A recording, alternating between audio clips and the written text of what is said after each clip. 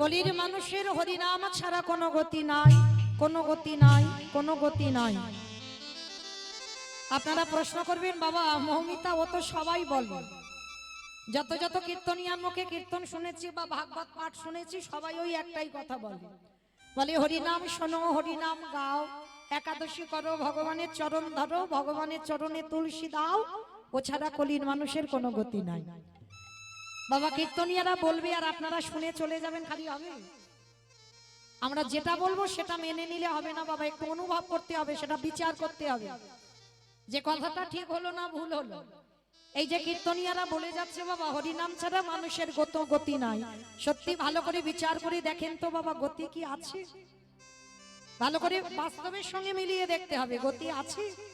গতি যদি থাকতো বাবা, যে যত বড় লোক হোক না কেন, যার যত টাকা থাকুক না কেন, যার যত অর্থ থাকুক না কেন, শেষের দিনে কিন্তু মা এরা তোমার কেউ আপন নয়। যাদের আগলে তোমরা বসে আছো না, ছেলে আমারে, মেয়ে আমারে, জায়গায় আমারে, জমি আমারে, বৈভব আমারে, বিষয় আমার, কিন্তু মনে রেখো ভাই, যতই আমারে আমারে করো না কেন, বাঁশি যদি বেজে যায় পড়ে থাকবে সরকারি খামার, এসেছো একা যাবে একা। মনে রেখো জড় জগতের একটা বাবা মা হতে হয়, তাই বাবা মা হয়েছে, আত্মীয় পরিজন, বন্ধু বান্ধব, দিদি দাদা ভাই বোন এগুলো হয়েছে, কিন্তু এরা চিরস্থায়ী নয়, সব ক্ষণস্থায়ী বাবা। চিরস্থায়ী যদি থাকতে হয় সেটা হলো আমার গৌর গোবিন্দ চরণ। কি মায়েরা, আত্মীয় পরিজন যদি তোমার হবে, তুমি তো সারা জীবন আগলে ধরে রাখতে পারবে, কিন্তু পারছি না আমরা কেউ, সবাই একে একে আমাদের চরণ থেকে চলে যাচ্ছে, আমাদের কাছে থেকে চলে যাচ্ছে। হাজার বন্দি করে রাখতে চাইলেও আমরা কাউকে ধরে রাখতে পারছি না। তাহলে কেউ যখন শেষের দিন পর্যন্ত তোমার কাছে থাকছে না, তাহলে কেউ কি তোমার বলে মনে হয়? তাহলে শেষের দিনে বাবা সাথে যাবে শুধু কর্মফল। সারা জীবনে আমি কি কি কর্ম করেছি বাবা, কতটুকু সৎ কর্ম করলাম আর কতটুকু অসৎ কর্ম করলাম, সেইগুলো আমার সাথে যাবে। তবে মা আমি মৌমিতা আর একটা গ্যারান্টি দিতে পারি, আর একজন তোমার সাথে যাবে। সেটা কি জানো? জানি না আপনাদের এই গোলাবাড়ির এলাকায় নিয়ম আছে কিনা, তবে আমার এলাকার, আমার ওই ডায়মন্ড হারবার ওদিকটার এলাকায় নিয়ম আছে, মানুষ মরে গেলে সে গরিব হোক আর বড় লোক হোক বাবা, দুটো জিনিস তাকে সাথে যায়। কি বলতো? একটা হলো খোল আর একটা হলো করতাল। আর পিছনে বাজাই না, বলো হরি হরি বল, বলো হরি হরি বল। কি মা আপনাদের গ্রামে হয়তো মানুষ মরে গেলে খোল করতাল বাজায়? আচ্ছা এই জায়গাটা একটু বিচার করে দেখবেন, কেন বাজাবো, কেন খোল করতাল বাজাবো? যখন বাবা ঠাকুর বিসর্জন করতে যাচ্ছ তখন তো বড় বড় ডিজে বক্স বাজাচ্ছ না, তখন তো নেচে নেচে মাকে বিসর্জন করছো, তখন লরিতে করে বক্স বাজিয়ে যাচ্ছে। তাহলে আমাদের দেহটা যেদিন বিসর্জন হবে সেদিনকে একটা লরি করে বক্স বাজি বাজি পিছনে গেলে হতো না? নিশ্চয়ই হতো। তাহলে হচ্ছে না কেন? এই জায়গায়তে আমার চৈতন্য মহাপ্রভু শিক্ষা দিলেন, ওরে কলির জি এসেছিস খালি হাতে, যাচ্ছিস খালি হাতে, যেদিন ধরা এলি সেদিন সাথে করে কাউকে নিয়ে গেলি না, আরে যেদিন ভব ছেড়ে চলে যাচ্ছিস সেদিন সাথে তো রেখেও যাচ্ছে না। তাহলে শেষের দিনে যাচ্ছে কি? এই হরি নামে যাবে। যত যাত্রা, নাটক, ফাংশন, থিয়েটার, যত গ্রুপ ডান্স করো না কেন, কেউ তোমার সাথে যাবে না। যাবে কি? হরি নামে যাবে। আমাদের পচা দেখো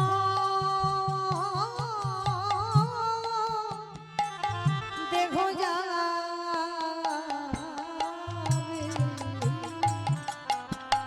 যেদিন তুমি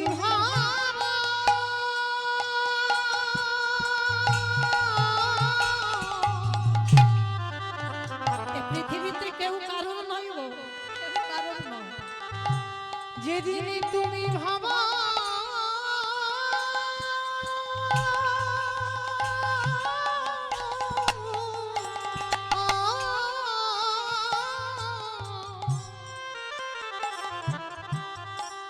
যেদিন তুমি ভাবা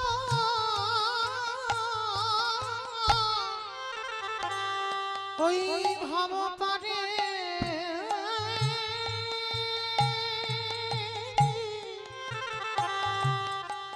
পারে যাবে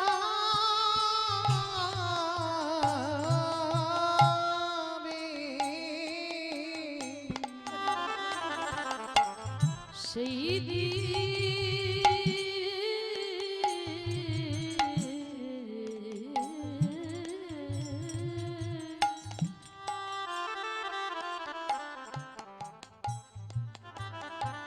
সেই দিনে নামে যাবে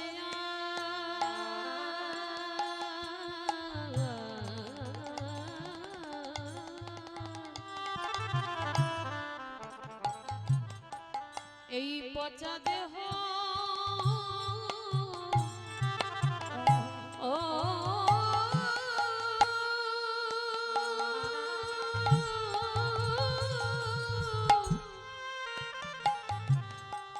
দেহ যাবে সেদিনও ভাই তোমার সঙ্গের সাথী সাথী কেহ থাকবে না যেদিনে খোঁচা ছেড়ে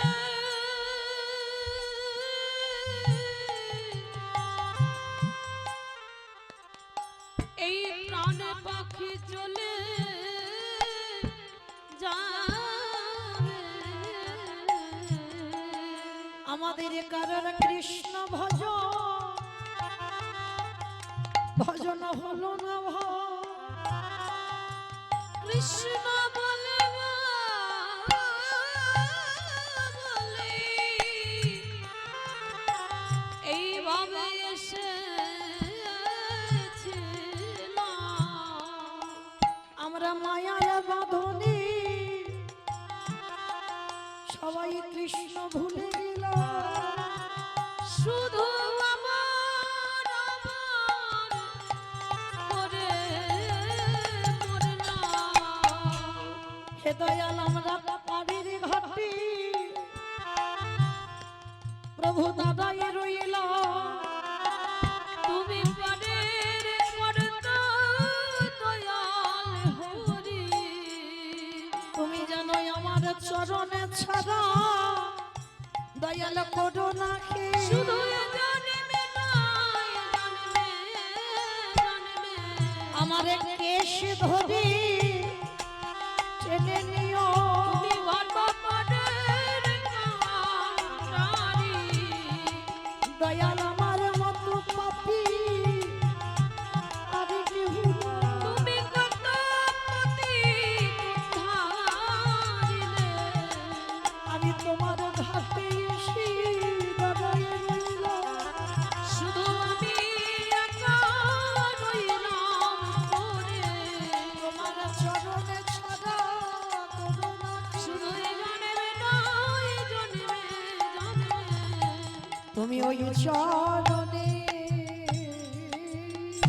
চরণে ঠাই দিও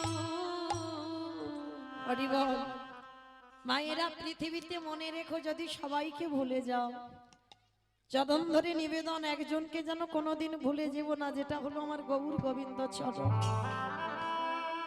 কেন আপনারা আমরা বাবা সবাই তো বলে এসেছিলাম কৃষ্ণ ভজিবার তরে সংসারে আয়ন মিছে মায়ায় বদ্ধ হয়ে বৃক্ষ সম হইল আর যে যতই বলুক না কেন বাবা আমি তোমায় এত এত ভালোবাসি আমার ভগবানের থেকে বেশি কেউ বাসে না সব থেকে ভালো যদি বাসতে হয় একজনই বাসে তিনি হলেন বিশ্বের স্রষ্টা মালিক ভগবান যদি বলো কেন যে আমাদের আসবার আগে বাবা যে আমাদের কথা ভেবে রেখেছে তার মতো বন্ধু আর বাবা কেউ হবে বলে মনে হয় আপনারা প্রশ্ন করবেন মৌমিতা কেন জন্মের আগে আমার মা তো আমার কথা ভেবে রেখেছে বলে না মা যদি তোমার কথা ভাবতো আমরা এখানে এতজন মা আছি আমিও একজন মা তাহলে বলো তো সন্তান যখন মাতৃজঠরে 5 মাস বয়স হয় তখন তো মাতৃস্তনে দুগ্ধ আসে ওটা কি মা নিজে নিজে তৈরি করেছিল নাকি আত্মীয় পরিজন গ্রাম প্রতিবেশীরা কেউ দুগ্ধটা দিয়ে গেল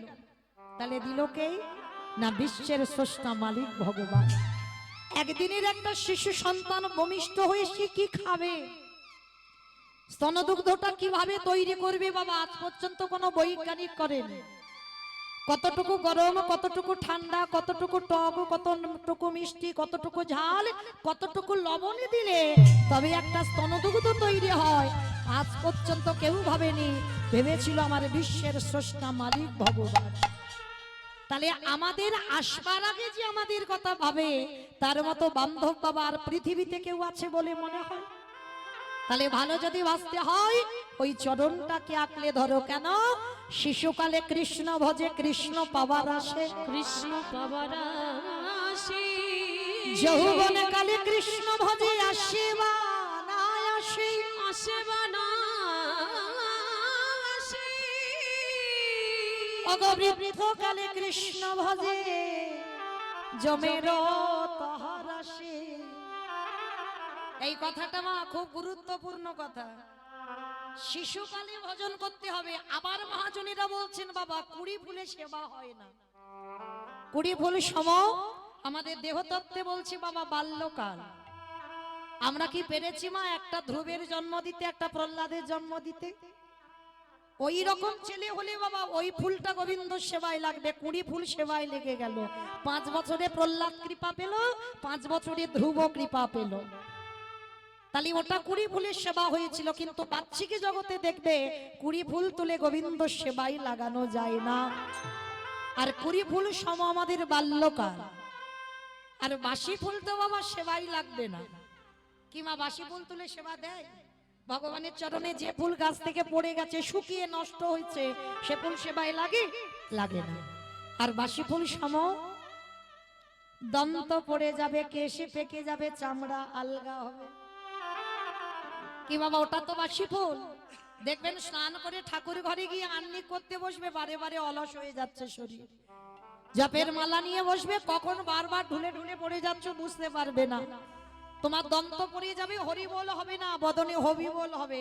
ওই বাসি ফুল গোবিন্দ সেবায় লাগে না। তাহলে সেবা দেবে কোন ফুল? আজকের ফোটা ফুল সম আমাদের যৌবন কাল। যৌবন কাল বলতে কি বোঝালো বাবা? যেদিন তোমার দাঁড়াবার ক্ষমতা থাকবে, যেদিন তোমার 10টা ইন্দ্রিয় সব সতেজ থাকবে, যেদিন তুমি কৃষ্ণ বলতে পারবে, নাম শুনতে পাবে, চোখে ভালো করে দেখতে পাবে, ওই ফুলটা গোবিন্দ সেবায় দাও। আর ওই ফুলটা যদি একবার বাসি হয়ে যায় আর কিন্তু গোবিন্দ সেবায় লাগে না। কারণ আমার গোবিন্দ বারবার রাধারানীকে বলে রেখেছে, রাধে আমি যৌবন বড় ভালোবাসি। যার জন্য গোবিন্দ আমার যখন মথুরায় চলে গেল কংস বধ করে, মথুরার রাজা হলো, তারকার রাজা হলো, 100 বছর রাধারানী বসে বসে বৃন্দাবনে কাঁদছে বাবা। আরে কেঁদে কেঁদে ললিতার গলা ধরে বলল, সইরে আমার গোবিন্দ যে ব্রজ ছেড়ে মথুরায় চলে গেল, যেদিন আমার বধূ এই ব্রজে ফিরে আসবে, সেদিনই যদি আমার দেহে যৌবন না থাকে, বলে বলে কি দিয়ে গোবিন্দ আমি সেবা দিব? আমার যৌবনে যদি নিতাই গৌর প্রেমানন্দী হরি বল, হরি বল।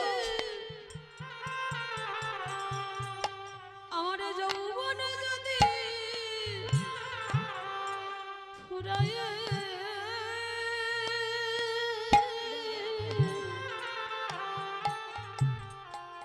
গেল,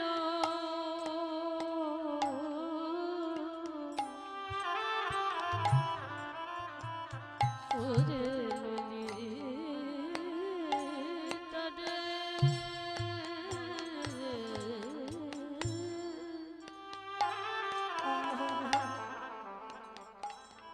আমি কি দিয়ে গোবিন্দে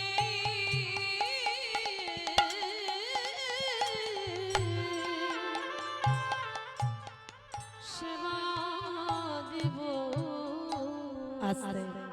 তাহলে চলেন মায়েরা, আজকের আমরা সবাই যখন একত্রিত হয়েছি নবদ্বীপের মাটিতে, আমার চৈতন্য মহাপ্রভু যাকে দেখতে পাচ্ছে বাবা তাকেই প্রেম দান করেছে। যাকে দেখছে কোনো হিন্দু মুসলমান জাতের ভেদাভেদ করেনি। কারণ বাবা কে নিচু জাত কে উঁচু জাত ওটা মানুষ বিচার করে, ওটা আমার ভগবানের বিচার নয়। ভগবানের বিচারে যদি হতো মা, তাহলে নবদ্বীপের মাটিতে বাবা মলয় চাঁদ কাজীকে কৃপা করতে পারত? বিধর্মী মুসলমান তাকেও কৃপা করেছিল। আপনারা যারা মায়াপুর যান, ওটা তো মায়াপুর নয়, ওটা হচ্ছে মিয়াপুর। মানে গোটা সম্পত্তিটা হচ্ছে বাবা মিয়া সাহেবের। সেইটা আমরা হিন্দু সমাজ ওটাকে করেছি বাবা মায়াপুর, কিন্তু আদৌ মায়াপুর নয়, ছিল মিয়াপুর। আমরা সমাজরা করেছি ওটা মায়াপুর, কারণ মুসলমানের সম্পত্তি গোটা সম্পত্তিটা। আর মায়াপুরে ঢুকতে আগে স্টপেজে পড়ে বাবা বামন পুকুর। যারা যারা গেছেন মায়াপুর তারা অবশ্যই করে তো জানবেন, এই বামন পুকুরে একেবারে রাস্তার পাশে আছে বিধর্মী মুসলমান কাজীর সমাধি। অনেকে দর্শন করেছেন কি মা, দেখেছেন কাজীর সমাধি? কতজন দেখেছেন? একবার হাতটা তোলেন তো দেখি। বাহ, অনেক ভক্তরা দেখেছেন, বেশ বেশ। আচ্ছা, এই কাজীর সমাধিটাকে দেখে কি মনে হয় জানো বাবা? ভগবান বারবার বলছে যে আমারে চাই তারে আমি চাই, যে আমারে না চাই তারে আমি না চাই। কাজী মুসলমান হয়ে হিন্দুদের হরিনামে যোগ দিয়েছিল বলে এক ঘরে করে দিয়েছিল। শুধু এক ঘরে করে দেয়নি, কাজী মরবার পর ওকে কেউ কবর দিতে যায়নি, মহাপ্রভু তো নিজের হাতে কবর দিল। আর কাজী মরবার আগে একটা আক্ষেপ করেছিল, গৌরহরি আমি মুসলমান হয়ে বিধর্মী হয়ে এই হিন্দুদের হরিনাম করলাম বলে আমার বিধর্মী সমাজ বলেছে আমার কবরের উপরে কেউ একটা ফুল দেবে। ভগবান আমার মুচকি এসে বলেছিল প্রয়োজন নেই, কারণ দরকার কি? যার কাছে আমি থাকি তার কি টাকা পয়সা ছেলে বউ নাতিপুতি লাগে কি বাবা? আপনারাই, আমরা তো বলি টাকা পয়সা ব্যাংকে জমিয়ে রাখতে হবে, বুড়ো বয়সে দেখবে। কি গো গ্যারান্টি দিতে পারবে যে তোমার টাকা পয়সা থাকলে তোমার দেখবার লোক থাকবে? একটা বংশের ছেলের দরকার, কেন? বুড়ো বয়সে দেখবে, গ্যারান্টি দিতে পারবে? কলিযুগের যা হাল ব্যবস্থা, বুড়ো বয়সে তুমি ভাত পাবে? তাহলে যার চরণ আশ্রয় করলে শেষের দিনে তোমার লাঠি ঝাঁটা খেতে হবে না। সময় থাকতে থাকতে সেই চরণটাকে একবার আশ্রয় করো। আমি যদি মরে যাই, আমার ছেলে জোর 5 বছর শ্রাদ্ধ করবে বাবা, বাৎসরিক কাজ, কিন্তু তারপরে আর করবে না, কারণ ঘোর কলিযুগ চলে আসছে, তো এরপরে আর হবে না। সে বাবা মা কবে মরে গেছে বাবা, সেই দিন ধরে বাৎসরিক। দূর বাবা, কত টাকা পয়সা খরচা করতে পারবো না। কিন্তু আজও যারা যাবেন অগ্রদ্বীপের মাটিতে, কি বাবা গোবিন্দ ঘোষের শ্রাদ্ধ হচ্ছে না? সে কবে তো চলে গেছে গোবিন্দ ঘোষ। গোবিন্দ ঘোষের পরিবার ছিল সৌদামিনী। গোবিন্দ ঘোষের একটা পুত্র সন্তান ছিল, ভগবানকে ভুলে যাবে বলে ছেলের নামটা রেখেছিল গোপীনাথ। কিন্তু শেষের দিনে বাবা কেউ রইল কি? সবার প্রথমে স্ত্রী সৌদামিনী চলে গেল, 3 দিনের জ্বরে পুত্র গোপীনাথ চলে গেল। গোবিন্দ ঘোষ যেমন একা এসেছিল ধরাই, তেমন একা হয়ে গেল। কিন্তু তাহলে ভগবান দিয়ে কেড়ে নিল কেন? দিয়ে দেখলো ও আমায় ততটাই ভালোবাসে কিনা দেখব। কিন্তু দিয়ে দেখা গেল মা নিজের ছেলেটাকে পেয়ে আমার মন্দিরের ছেলেটাকে ধীরে ধীরে ভুলে যাচ্ছে। প্রথমে 5 বার গোপীনাথকে খেতে দিত, নিজের ছেলে হওয়ার পরে বাবা 3 বার এসেছে। আরো ছেলে যত বড় হয় ছেলেকে সামলাতে গিয়ে 2 বার এসেছে, ভগবানকে খেতে দিচ্ছে। আরো ছেলে যখন বড় হচ্ছে ছেলেকে সামলাতে গিয়ে গোবিন্দ ঘোষ গোপীনাথকে 1 বার করে খেতে দেয়। নিজের ছেলে গোপীনাথের বেলা বড় বাটিতে খেতে দেয়, আর মন্দিরের পাথরের বিগ্রহের বেলা মা ছোট বাটিতে খেতে দেয়। অভিমান হলো, যে করে আমার আশ তারে করি, তারে করি কি মা সর্বনাশ। এই জায়গায় বাবা আমরা কীর্তনিয়ারা বলছি ভুল, আর আপনারা শুনছেন ভুল। যে করে আমার আশ, ভগবান কোনোদিন ভক্তের সর্বনাশ করে? এই জায়গাটা একটু ভাবেন বাবা। ভক্ত তো তার প্রাণ, ভক্ত তার জীবন। ভক্ত ছাড়া এতটুকু সময় আমার ভগবান থাকতে পারে না। পৃথিবীতে যদি আমার ভগবান কাউকে বেশি ভালোবাসে সেটা হলো ভক্ত। তাহলে ভক্ত যদি প্রাণ হয়, ভক্ত যদি জীবন হয়, তাহলে ভগবান ভক্তের সর্বনাশ করে কি করে? বানান ভুল হয়।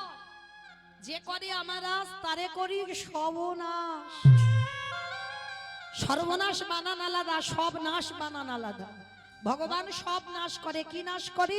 আত্মীয় পরিজন বন্ধু বান্ধব তুমি যাকে সব থেকে বেশি ভালোবাসো চিরজনমের মতো তোমার কাছ থেকে কেড়ে নেবে। তোমাকে পথের ভিখারি করে দেবে, কাঙাল করে দেবে। তারপরে যদি তুমি তার চরণ না ছাড়ো, তারপরেই সে তোমায় কৃপা করবে। যখন গোবিন্দ ঘোষের বউ মরে গেল, ছেলে মরে গেল, অভিমান করে ওই গোপীনাথকে আর খেতে দিত না।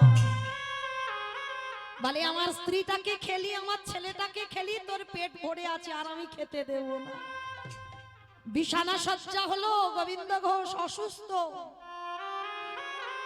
জ্বরের ঘরে বারবার ডাকছে গোপীনাথ।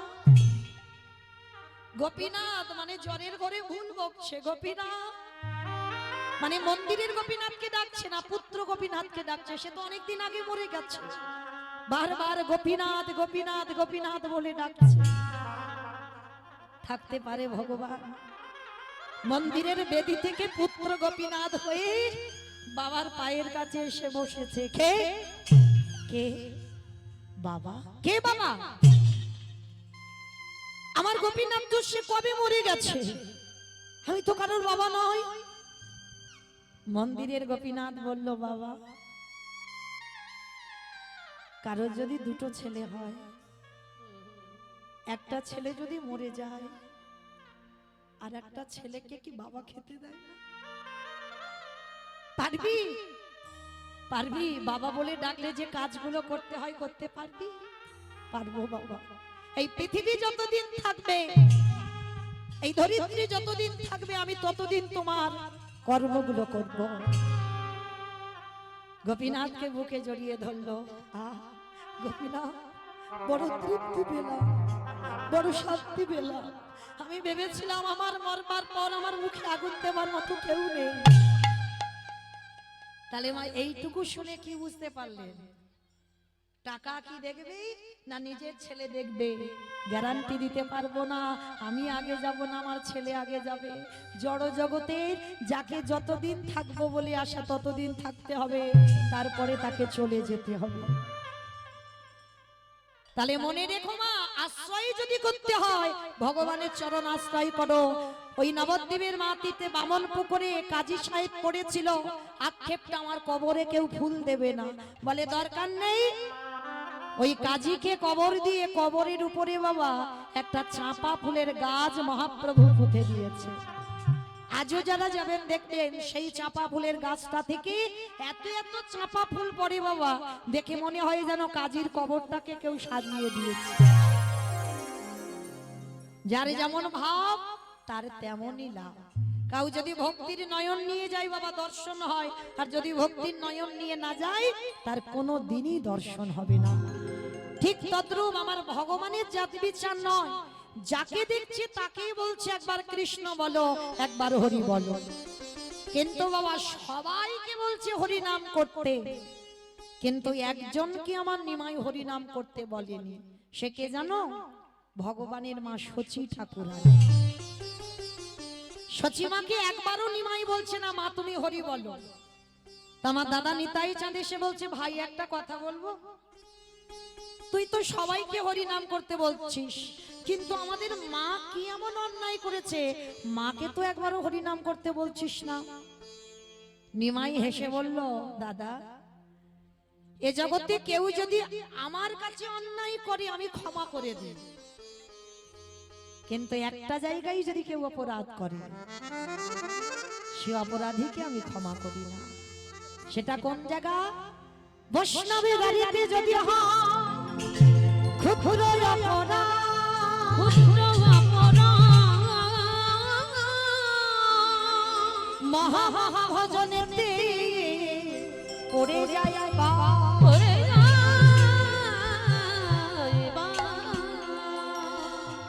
তাহলে কি বললো? কোথায় অপরাধ করতে বারণ করলো?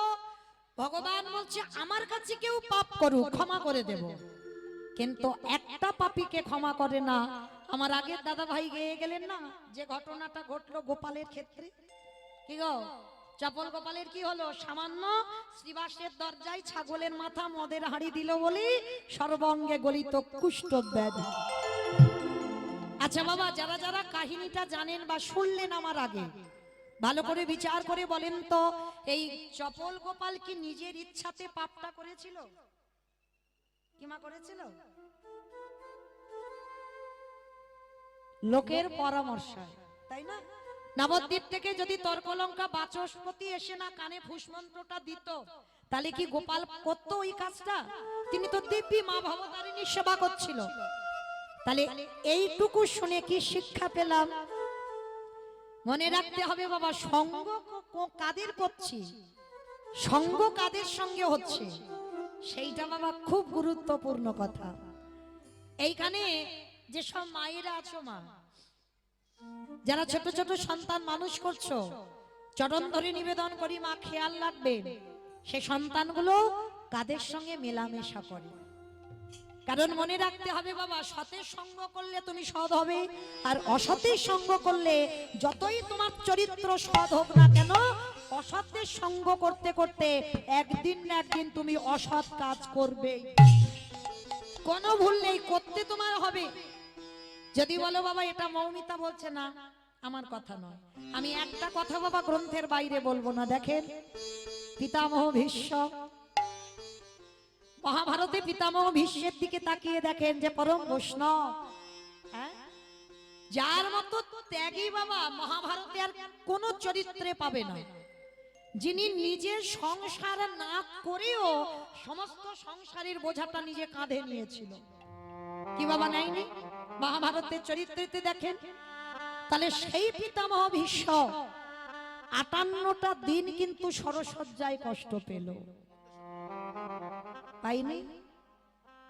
এখানে যারা তত্ত্বজ্ঞানী, যারা শাস্ত্রজ্ঞানী, একটা দুটো দিন নয় 58টা দিন।